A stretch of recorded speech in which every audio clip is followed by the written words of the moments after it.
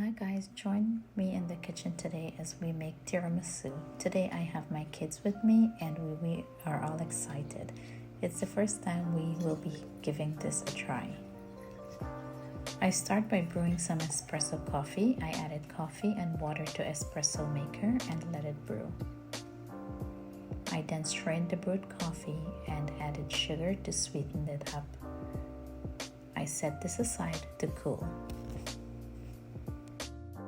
This recipe calls for egg yolks. I cracked and separated 3 egg yolks. To this I added sugar. I whisked the egg yolks and sugar until they are well incorporated. At this point, I set the bowl with the eggs and sugar mixture over a pot of simmering water while continuously whisking. This step ensures that the sugar is properly dissolved and the heat also cooks the eggs, so it's no longer raw. After a few minutes, the mixture becomes smooth and looks a pale yellow. It resembles a custard. I set this aside to cool and move to the mascarpone cheese. Mascarpone is Italian cream cheese. Compared to American-style cream cheese, it has about 20% more of butter fat. This gives a velvety texture. It gives a rich mouthfeel and should not be substituted when making tiramisu. I added a splash of brown liqueur since I didn't have the traditional Marsala wine and mixed. In a separate container, we added heavy cream and whipped until it started to develop soft peaks.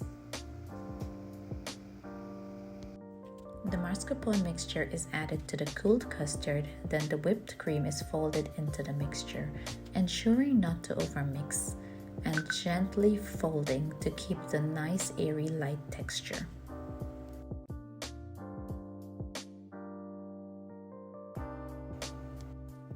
Now it's time to assemble.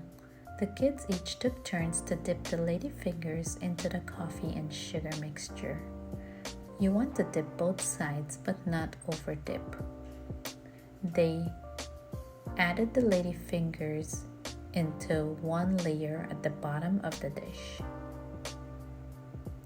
Once the bottom was covered with lady fingers, I added half of the custard filling and evenly distributed over the lady fingers.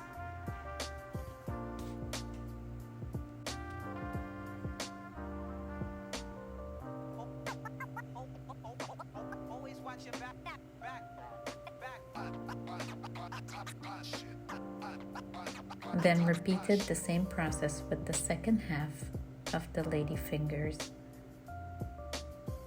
and layered the other half of custard over the top.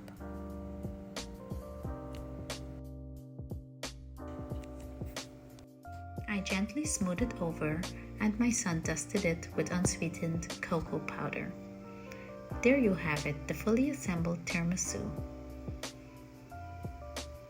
Now the hard part is waiting. We then covered it up and put it into the refrigerator overnight.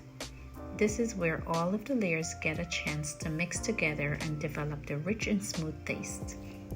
Okay, the next day, we removed it from the refrigerator and cut it into serving slices.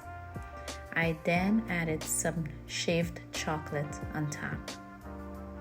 It turned out really amazing for our first try and was a hit. Thank you for joining us and have a great day.